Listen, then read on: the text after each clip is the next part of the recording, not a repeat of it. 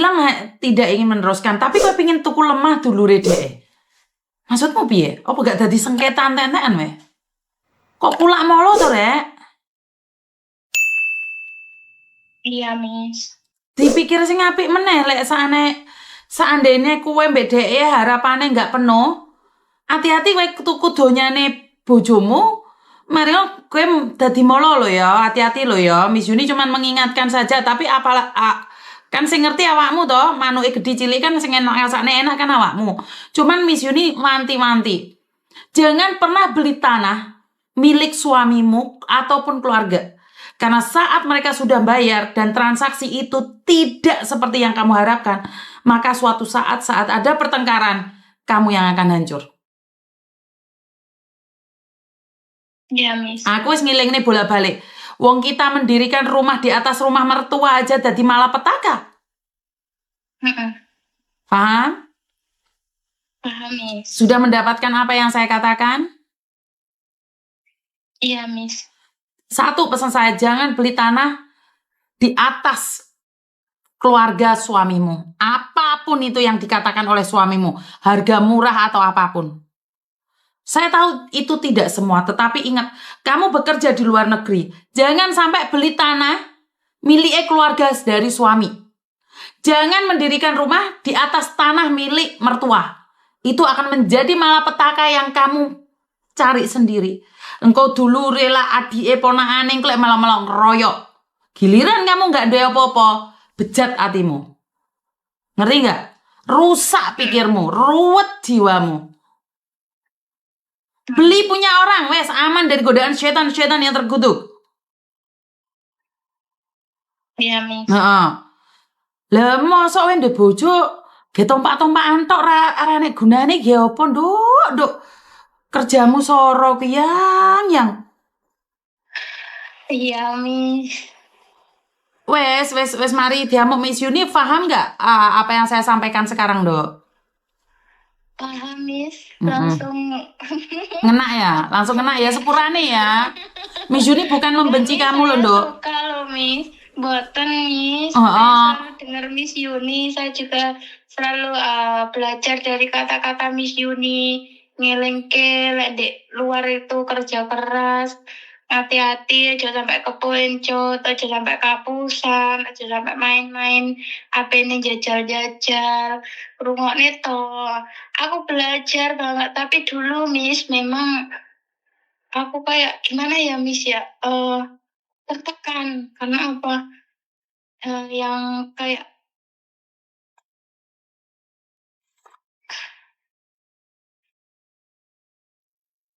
Nduk. ya Miss. Sekarang kamu sudah paham dengan apa yang disampaikan oleh Miss Yuni. Satu hal yang ingin saya sampaikan, kita bekerja di luar negeri tidak mudah. Untuk kamu bisa mampu bertahan di Singapura, itu butuh perjuangan. Saya tidak menyalahkan apapun itu. Tetapi ingat, jika kamu tidak punya harta sendiri, saat kamu pulang, itu nggak akan ada orang yang ngajeni dirimu. Ini yang pertama. Kalau kita pulang masih dalam posisi hidup, Nduk. Bagaimana kita pulang tinggal nama saja, sayang. Belum tentu jenazah kita mau diterima oleh keluarga. Ngerti? Tetapi saat kamu punya uang, mereka akan menerima kamu, bahkan semuanya akan menerima kamu. Uang bukan segalanya, tapi manusia sekarang ini segalanya butuh uang. Jangan semua dikirimkan ke Indonesia. Saat kamu meminta, kamu tidak akan mendapatkan. Miss Yuni sudah cukup nangis dengan cerita-cerita teman-teman kamu. Jadikan itu pengalaman. Jika orang lain mengalaminya dan kamu tahu, jangan sampai itu terjadi padamu. Ingat, pulang tinggal nama pun tidak diterima oleh keluarga. Paham? Ya Miss, paham. Jadi hati-hati. Hati-hati banget. Anak dan suami bukan tanggung jawabmu, tetapi tujuanmu keluar negeri adalah untuk anak dan suami. Ngerti nggak? Cuman kamu harus menyimpan untuk dirimu sendiri. Ngerti nggak, sayang? Kamu tidak seharusnya menghabiskan energimu untuk keluargamu. Kamu berhak untuk hidup. Kamu berhak untuk bahagia. Ya, Miss. Ngerti?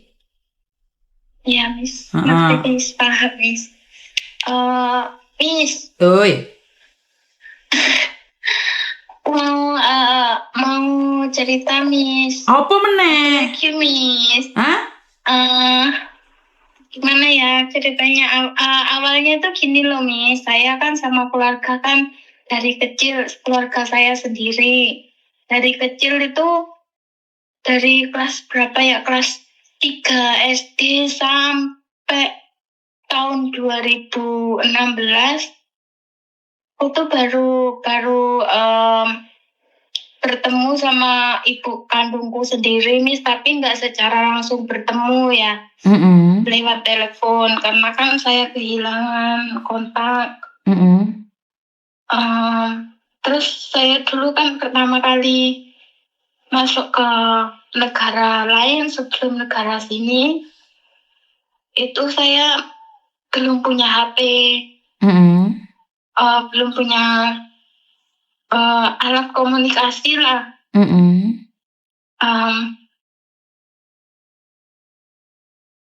Saya hanya berharap bisa kirim surat gitu loh. Tapi sampai tahun 2016 baru saya bisa komunikasi sama keluarga saya gitu loh. Nemu di sosial media gitu.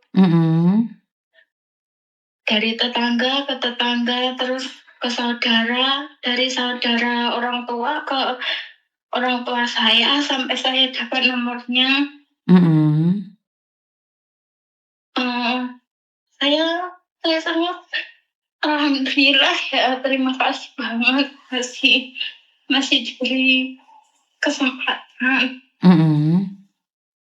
Nah, dari situ akhirnya saya telepon itu kita komunikasi itu baik, Miss.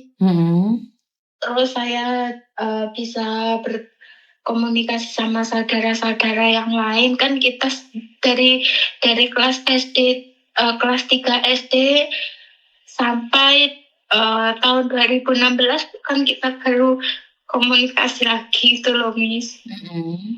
Tapi kan berjalannya waktu kan beda sama dulu, masih kecil gitu loh. Hubungan kita gitu. Terus kakak saya, saudara saya tuh semuanya sudah pada menikah ya, Miss. Nah, di situ orang tua saya tuh alhamdulillah juga ya, dia sehat, sudah berkeluarga lagi. Terus kita itu alhamdulillahnya itu berapa bulan itu komunikasi baik, Miss. Lepas itu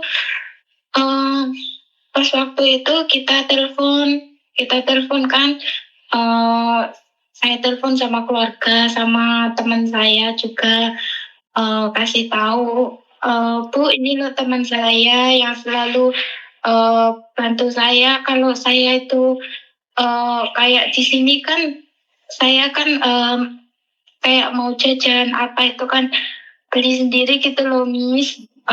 Ya biasa kan, nggak semuanya majikan yang ngasih. Kalau kita mau ini itu kan, kalau ada uang ya beli, kalau nggak ada uang kan apa adanya gitu loh.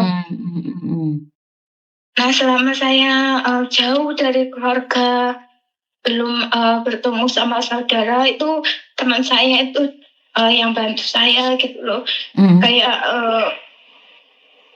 Kayak mana ya, mau beli pulsa pun kadang pinjem temen gitu loh. Gantian lah kita, siapa yang punya gitu. Ya alhamdulillah punya temen, semuanya juga baik-baik juga, semuanya juga kayak selalu ngeleng nih, kalau kamu itu kuat, kalau kamu itu harus cari sendiri, nggak usah mengharap orang lain memberi gitu. Mm-mm. Terus kemarin tuh pas eh, eh, langsung aja ya Miss ya. Kemarin itu pas waktu mau nikah itu kenapa biaya kok sampai segitu gitu loh. Kan orang tua saya kan jauh Miss. Rumahnya kan jauh-jauh. Jadi otomatis kan saya yang mengundang, saya yang ngeragati gitu loh Miss. Terus? Dari rumah sampai ke sini naik pesawat Mm-mm. sampai ke tempat saya itu kan jauh dong Miss.